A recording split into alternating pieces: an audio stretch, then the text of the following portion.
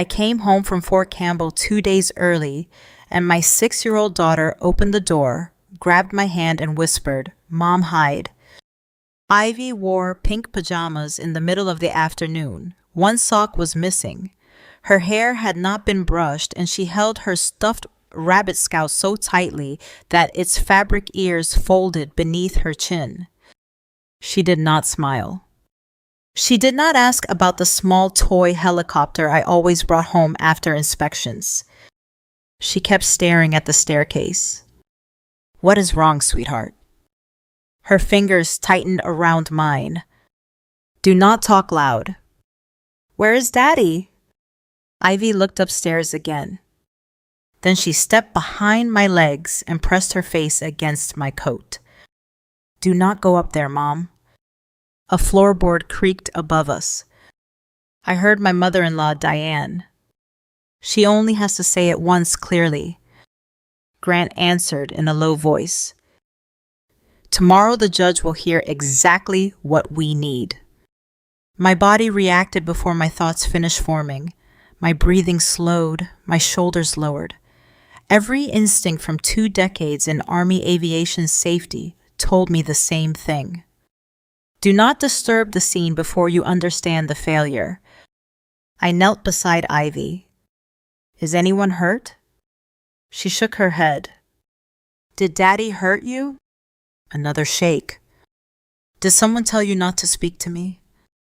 Her lower lip trembled. "Daddy said they will take you away if I say it wrong." I wanted to run upstairs. Instead, I led Ivy through the kitchen and into the laundry room, near the back entrance. I locked the door, moved a basket beneath the handle, and called county dispatch. Then I contacted Fort Campbell Security because my husband had access to my military schedule, medical information, and home office files. I spoke quietly. "My daughter is frightened. Multiple adults are upstairs preparing something for court. I have not confronted them." The dispatcher instructed me to remain downstairs. Ivy climbed onto the dryer and pulled Scout into her lap. A faint green light blinked beneath the rabbit's zipper. "What is that?" She opened the fabric panel with shaking fingers. Inside was a small voice recorder. I turned it on. "Why?" Daddy said nobody would believe me. My throat tightened, but I kept my face calm. "You did the right thing." "Are they going to take you?" "No one is taking me because you told the truth." "That is not what Daddy said." I took the Army Challenge coin from my pocket. One side carried the aviation branch insignia. The other carried the safety office motto. I placed it in her palm. "Do you remember our rule? Truth first, and fear second." She nodded. The first patrol car arrived within 7 minutes. The officers entered through the back door, while Ivy and I remained in the laundry room. Special Agent Leah Moreno arrived shortly afterward. Leah worked with Army Criminal Investigation Division and had assisted my office on a contractor fraud case the previous year. She did not treat my rank as proof that I was right. That was exactly why I trusted her. "Who is upstairs?" she asked. "My husband, his mother, and Dr. Celeste Vaughn." "Your physician?" "A family counselor. I stopped seeing her months ago." "Does she have any legitimate reason to be alone with your daughter?" "No." Leah looked at the recorder inside Scout. "Has anyone touched it since you came home?" "Only Ivy." She placed the rabbit inside a clean evidence bag without turning off the device. Then she joined the officers upstairs. Grant came down first. His face carried the familiar expression he used whenever he wanted other people to believe I was overreacting. "Maren, this is unnecessary." I stayed beside Ivy. "What were you doing in her bedroom?" "Helping her prepare to speak honestly." "To whom?" "A judge." Ivy moved closer to me. Grant noticed. See what you are doing to her. She is afraid because you came in acting like this was a military raid. I called for help because our daughter asked me to hide. Diane descended behind him. She folded her arms.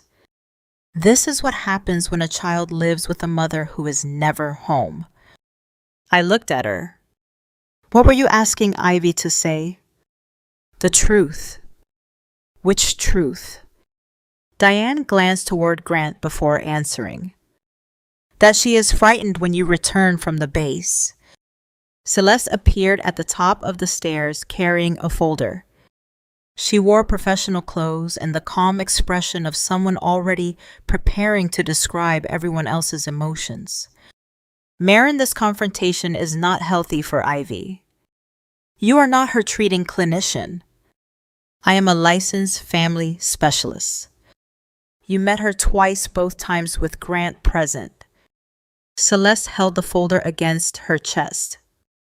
We have serious concerns about your psychological condition.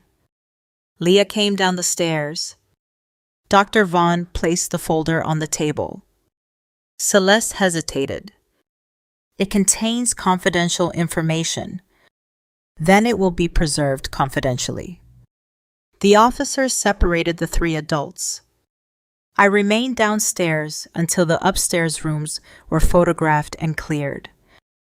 When Leah finally allowed me to enter Ivy's bedroom, I understood why my daughter had trembled. A camera faced the bed. A sheet of paper had been taped beside the lens in letters large enough for a child to read. Mommy yells when she comes home. Mommy sees people who are not there. Mommy locks me in my room. I'm afraid to stay with Mommy. A ceramic cup lay broken near the nightstand. My army field jacket had been draped across the chair behind it.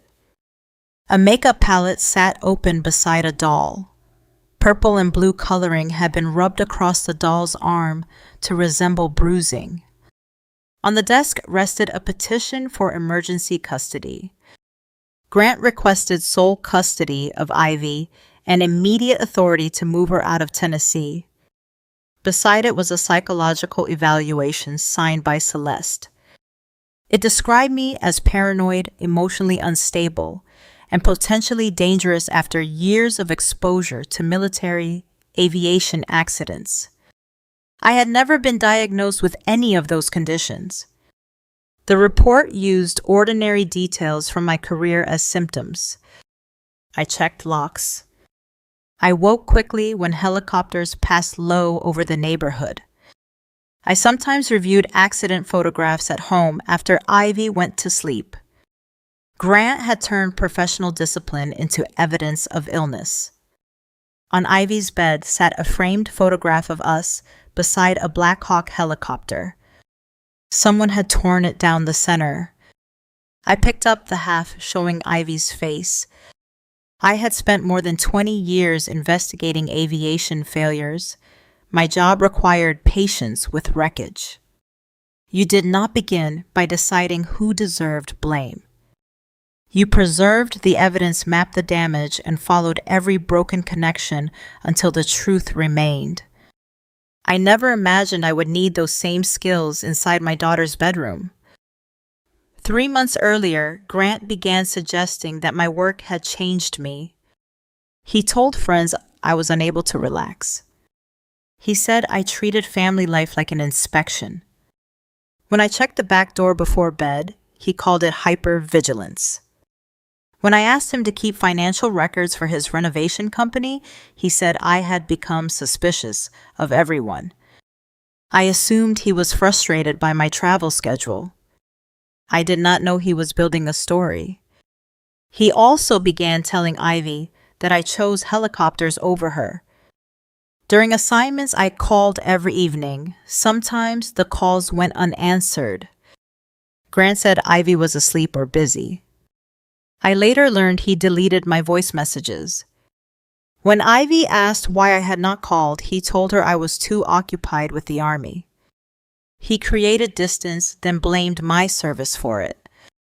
Celeste entered our lives under the label of family counseling. Grant said we needed help communicating before my next inspection trip. During the first session, Celeste asked almost nothing about our marriage. She focused on accident investigations, weapons training, sleep, and whether loud noises startled me.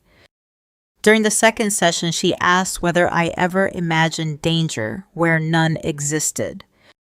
I told her every safety officer imagined possible danger. That was how accidents were prevented. She wrote something down. I refused a third appointment. Grant accused me of avoiding treatment. The financial motive remained hidden longer. My late father created a trust for Ivy worth $3,200,000. It paid for education, medical care, housing, and long-term support. The custodial parent could request approved expenses. No parent could withdraw the principal. Grant wanted to become the sole manager. He said his company needed temporary collateral for a development project. I refused. You trust a dead man's lawyers more than your daughter's father, he told me. I trust the safeguards my father created for her. After that, Grant stopped mentioning the trust. He had not stopped planning around it. Leah found one-way airline reservations inside Celeste's folder. Grant, Ivy, and Celeste were scheduled to fly to Florida the following afternoon. My name did not appear on the tickets. Grant claimed the trip was temporary. Celeste claimed she was traveling as a therapeutic support professional. Diane said she believed I had agreed to treatment and temporary custody. None of them could produce my consent. Leah recovered email printouts showing Grant had already contacted Ivy's trust administrator. He said an emergency custody order would soon name him as the only parent authorized to request funds. The camera in Ivy's room contained several practice recordings. In one, Grant stood behind the camera and instructed Ivy to read the card. She mispronounced the word hallucinations. Celeste corrected her. Ivy asked what the word meant. No one answered. Another clip showed Diane adjusting the broken cup near the bed. She said, "Make sure the jacket is visible." Diane later claimed she believed they were recreating an event Ivy had described. Ivy had described no such event. Leah carried Scout downstairs after the room was secured. We are going to play only the section necessary to understand what happened, she told me. I sat beside Ivy. She pressed the challenge coin between both hands. The recording began with Grant's voice. If you say Mommy scares you, the judge will let us leave tomorrow. Ivy asked, will Mommy? Come too. Grant answered without hesitation. No, that is the point. My daughter made a small sound beside me. Then Celeste spoke. Once the custody order is signed, the trust administrator has to recognize him. Grant replied, by the time Maren challenges it, we will already be in Florida. I looked at the half of our photograph still resting in my hand. They were not only trying to remove my daughter from me. They had taught her that loving me could make me disappear. And they planned to use her fear as the key to open everything my father had left for her. Leah moved Ivy and me to a protected family residence near Fort Campbell before sunset. Grant, Diane, and Celeste were ordered to remain away from us while investigators reviewed the evidence. Grant protested that I had manipulated the situation by returning early. Leah answered him calmly. Your daughter asked her mother to hide. The investigation will determine why. Ivy did not speak during the drive. She held my challenge coin in one hand and watched the evidence bag containing Scout rest beside Leah in the front seat. At the residence, a child interview specialist named Andrea Mills met us in a small room painted pale yellow. She explained that Ivy would speak with her alone. I would not watch through the glass. I would not hear the questions. I would not be permitted to correct or expand anything Ivy said. That restriction hurt, but it was necessary. A child's truth belongs to the child before it belongs to either parent. Before entering the interview room, Ivy held Scout against my chest. Keep him safe. I gave her the challenge coin again. You keep this. What if I get scared? Then hold it and remember you already did the brave part. I told the truth first. Exactly.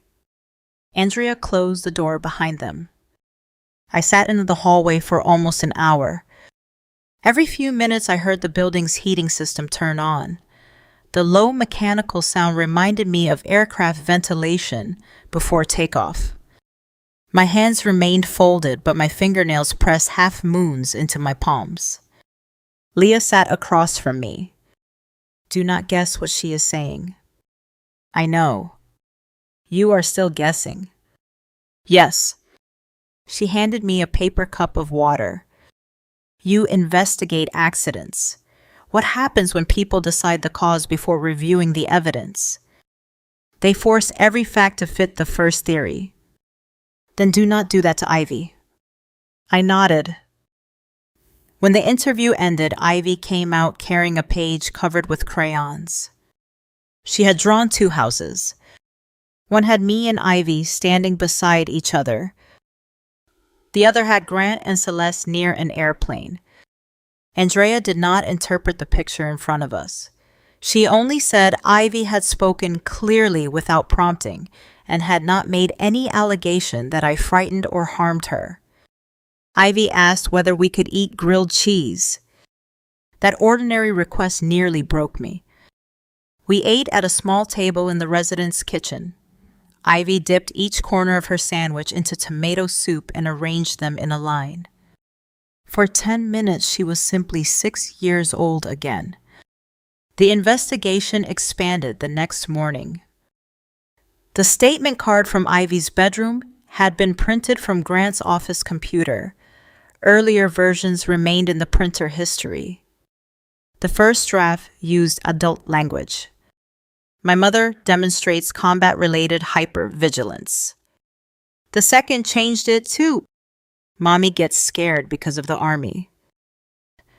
The final version became the simple sentences taped beside the camera. Celeste had revised the wording after deciding which phrases Ivy could pronounce. Her computer contained 4 versions of my psychological evaluation. The earliest file was created before our first counseling appointment. It already described me as emotionally unstable and potentially dangerous. After each session, Celeste added details from private conversations and presented them as clinical findings. She never performed a formal assessment. She never contacted my military physician. She never requested consent to review my records. The report was not an evaluation that reached a conclusion. It was a conclusion waiting for enough details to appear credible. The staged photographs were equally deliberate. Investigators recovered images of the doll before and after makeup had been applied to its arm. The broken cup carried only Diane's fingerprints. My field jacket had been taken from the downstairs closet and positioned behind the camera so it would appear in every recording. An audio file supposedly captured me shouting at Ivy. A forensic examiner found 6 separate cuts. The words came from 3 unrelated telephone calls.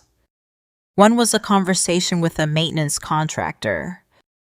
Another was a command briefing recorded accidentally through my car system. The final phrase came from the night I warned Grant not to touch Ivy's trust. He arranged the fragments into a single sentence that sounded threatening. The recording was false, but every word used my real voice. That disturbed me more than an obvious imitation would have. A lie becomes dangerous when it wears pieces of the truth. Leah also found hallway camera footage from the previous afternoon.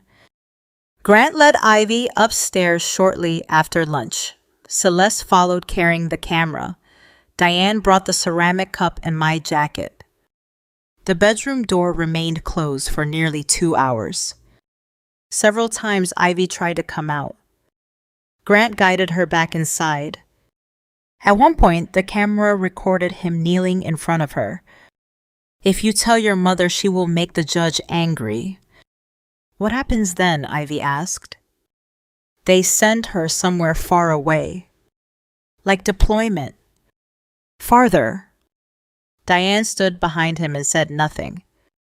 When questioned, Diane insisted she believed Grant was preparing Ivy for a legitimate custody interview.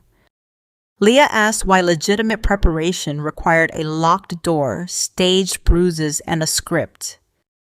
Diane began crying. Tears did not answer the question. Grant's business records revealed the financial pressure behind the plan. His renovation company had lost 2 major contracts and owed more than $1,600,000. A lender planned to begin collection proceedings within weeks.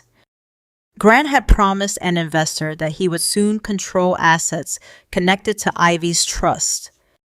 The trust did not allow him to withdraw the principal.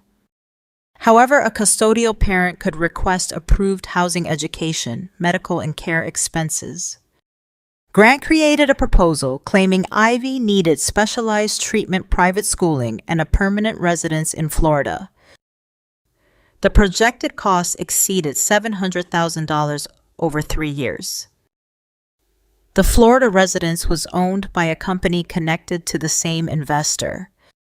The proposed therapy provider was Celeste. The plan would have transferred money from Ivy's trust into businesses controlled by the adults arranging her removal. Celeste and Grant were also having an affair. Investigators found messages dating back 7 months. One message from Celeste said, "Once you have custody, we stop hiding." Grant replied, "Once Maren is suspended, nobody will question why we left." Another message discussed my command. Grant believed a public allegation involving child abuse and untreated trauma would cause the Army to remove me from aviation safety duties before the court reviewed the facts. He wanted the accusation to damage my credibility in both places at once. Celeste wrote, "Her rank makes the story stronger. People expect senior officers to hide problems." Grant answered, "And if she fights too hard, we call that instability." They had built a trap where every response supported their claim. Silence meant guilt. Anger meant danger. Calm meant emotional detachment. That was why I gave them nothing except records. My command ordered an independent fitness review rather than suspending me. My medical history showed no diagnosis affecting judgment, no disciplinary action, and no concern regarding weapons or flight safety. The review did not rely on my rank. It relied on evidence. That distinction mattered. Grant filed for emergency custody before investigators completed their work. His petition demanded that I have no contact with Ivy. It requested sole control of the trust and permission to move her to Florida immediately. Celeste submitted a revised report. She wrote that Ivy had voluntarily disclosed fear of me during a private interview. No such interview had occurred. The file metadata showed Celeste created that paragraph 3 days before the date she claimed Ivy spoke to her. Through my attorney, I responded carefully. "I am distressed, sleep-deprived, and deeply concerned for my daughter. I will accept any temporary arrangement supported by independent professionals and verified evidence." Grant interpreted the statement as weakness. He told the court I had finally admitted instability. He also sent my commander a copy of Celeste's report, hoping the allegation would become official before anyone examined its source. Leah advised me not to confront him. Let him commit to the version he prepared. That afternoon, Diane asked to meet. We spoke in a monitored room at the family residence. Ivy remained elsewhere with Andrea. Diane looked smaller than she had in my living room. Grant told me you planned to take Ivy overseas, she said. I had no such plan. He said you would use your orders to keep us from seeing her. Did you verify any of that? No. Did you ask me? No. She folded her hands. I thought I was helping my granddaughter. You helped lock her in a room and teach her a lie. Diane began crying again. This time I let the silence remain. I'm sorry, she said. You may regret what happened. That does not require Ivy to forget it. I understand. You will give Leah every message Grant sent you. I already did. You will not see Ivy alone. Diane closed her eyes. I understand. You will not speak badly about me in front of her. I will not. Your apology does not restore trust. I know. The messages Diane surrendered showed Grant had manipulated her differently. He told her I intended to place Ivy in a boarding school. He said I planned to remove the Cole name from the trust. He claimed Celeste's report proved I was deteriorating. Diane wanted to believe the son who lived nearby rather than the daughter-in-law who often served away from home. Her resentment made the lie comfortable. That did not excuse her. It explained why she failed to question it. The emergency hearing began 4 days after I returned home. Grant arrived wearing a dark suit and carrying Ivy's school photograph inside his folder. He looked calm, attentive, and wounded. Celeste testified first. She described me as controlling, hypervigilant, and emotionally unpredictable. She stated that Ivy had voluntarily said she feared being alone with me. Judge Constance Hale asked when that disclosure occurred. Celeste gave the date. The judge opened the digital evidence report. Dr. Vaughn, how did you quote the child's interview in a document created 3 days before the interview occurred? Celeste's face changed. She looked toward Grant. For the first time, both of them understood that the court was not evaluating the story they had rehearsed. It was evaluating the record they had left behind. Celeste stared at the digital report as though the date might change if she waited long enough. It was a working draft, she said. I prepared possible language before completing the interview. Judge Hale looked over her glasses. You quoted a 6-year-old child before the child allegedly spoke those words. I used information provided by her father. Then this was not the child's statement. Celeste pressed her lips together. Grant leaned toward his attorney and whispered urgently. He still looked composed when he faced the judge. Dr. Vaughn may have handled the paperwork poorly, but that does not change the danger Maren represents. He described my work around military accidents. He mentioned late nights emergency calls and the fact that I checked every door before bed. He said Ivy needed a parent who remained home. Then he held up her school photograph. I'm trying to protect my daughter from a mother who refuses to admit she needs help. I looked at Ivy's face in the photograph. Grant had chosen one taken on the first day of kindergarten. Her missing front tooth made her smile unevenly. He was using that smile to support a story built from fear. My attorney asked whether I wished to respond. I stood. My work has required absences. It has also required disciplined medical review and accountability. I do not ask the court to trust me because of my rank. Grant's shoulders lowered slightly. I continued, I will accept any conclusion supported by independent interviews, verified recordings, and original records. The judge nodded. Grant believed I had stepped away from the fight. In truth, I had stepped away from his script. Judge Hale turned to him. If the child feared her mother, why does every preserved recording show her asking to remain with her? Grant answered, children have conflicting attachments. The judge opened another transcript.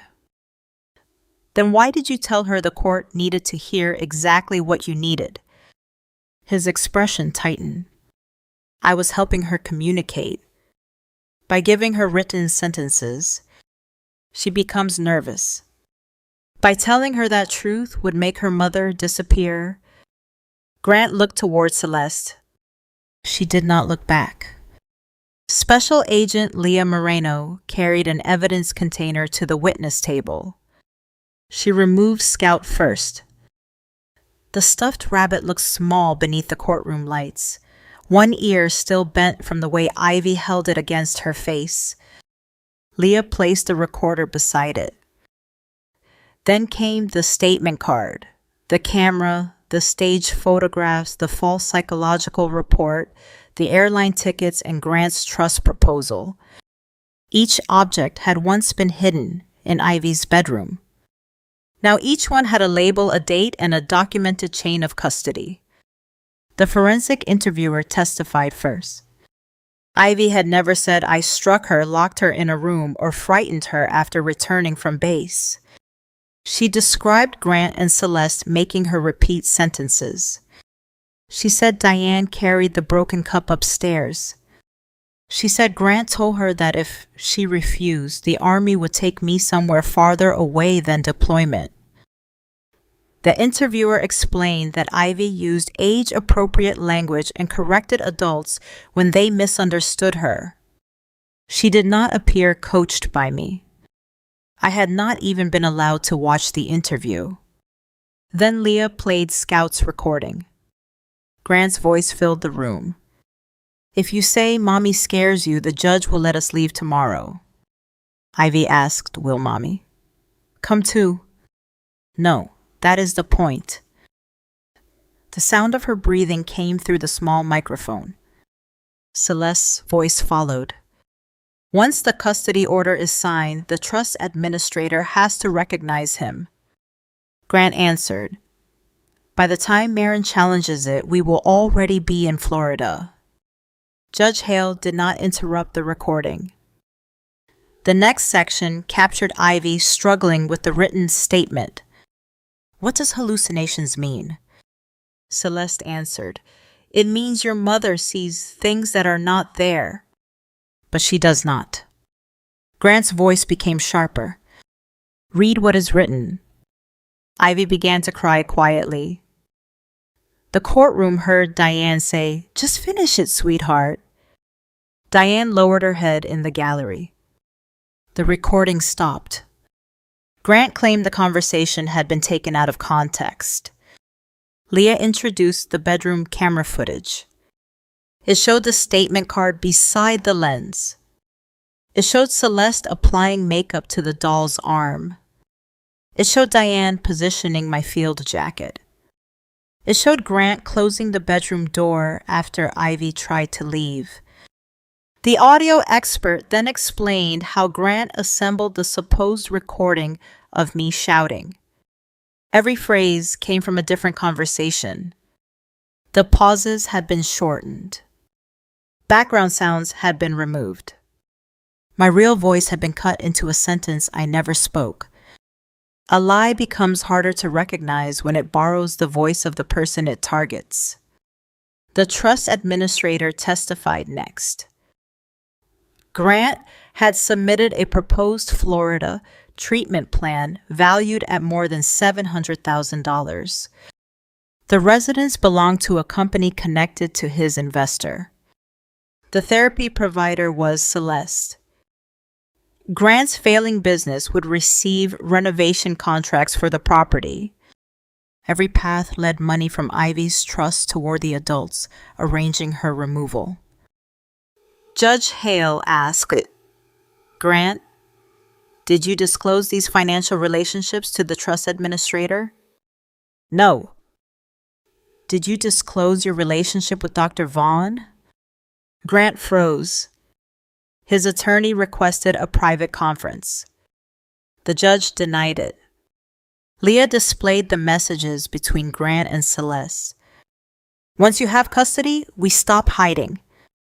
Once Maren is suspended, nobody will question why we left." Celeste's face lost its professional calm. She said Grant had promised that the marriage was already over. Grant immediately blamed her. "She created the report. She told me Maren was unstable." Celeste turned toward him. "You gave me the symptoms. You gave me the script." Their alliance collapsed without anyone needing to raise a voice. Judge Hale asked Grant one final question.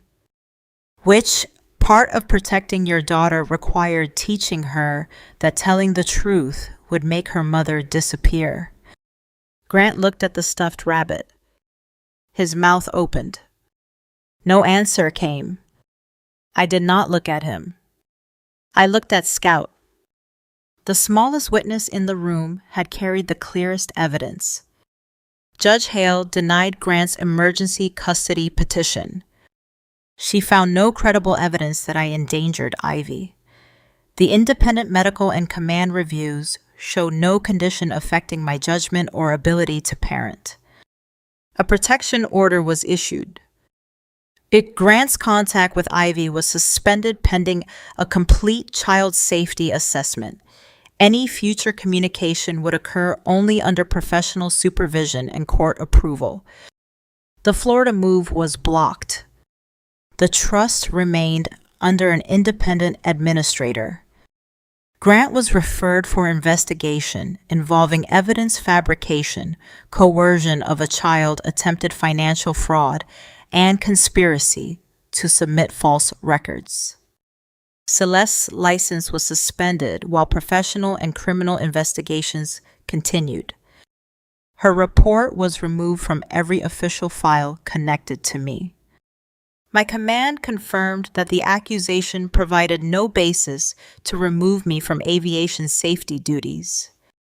Grant's investor withdrew after learning the proposed collateral belonged to a child's protected trust. His company entered bankruptcy within months. Diane cooperated fully after the hearing. She turned over her messages and admitted her role in staging the room. She did not ask me to excuse what she had done because Grant misled her.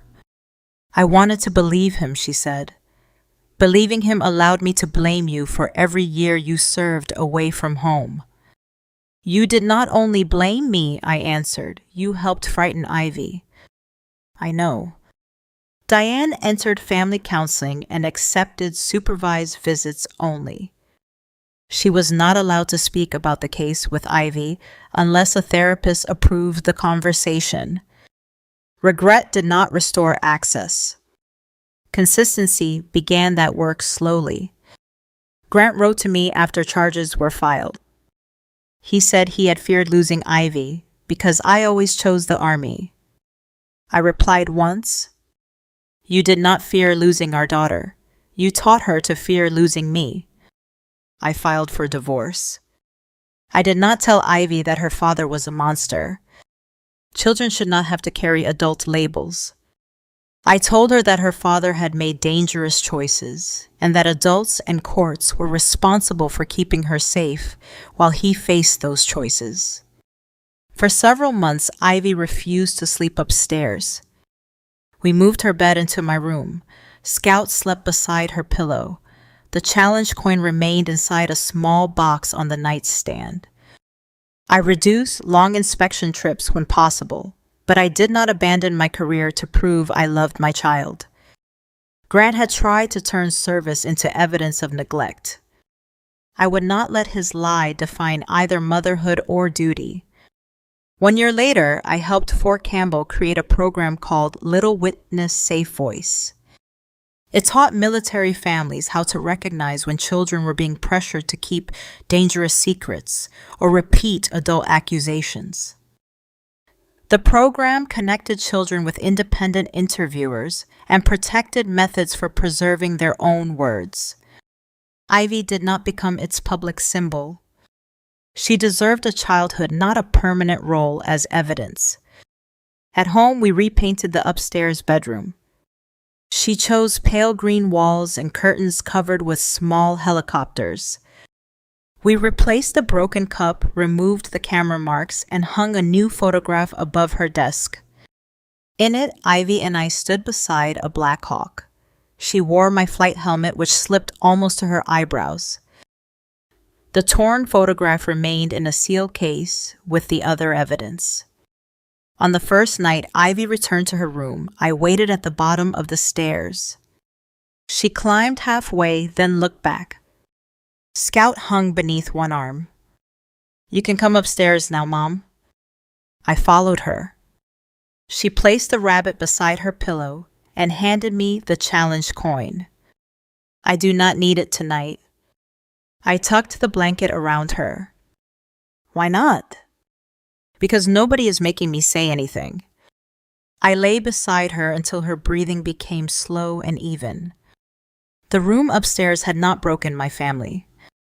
It showed me who had already been breaking my daughter's trust.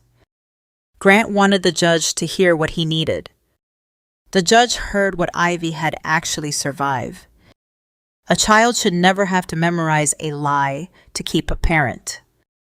My daughter did not warn me because she feared the truth. She warned me because adults had taught her that the truth was dangerous.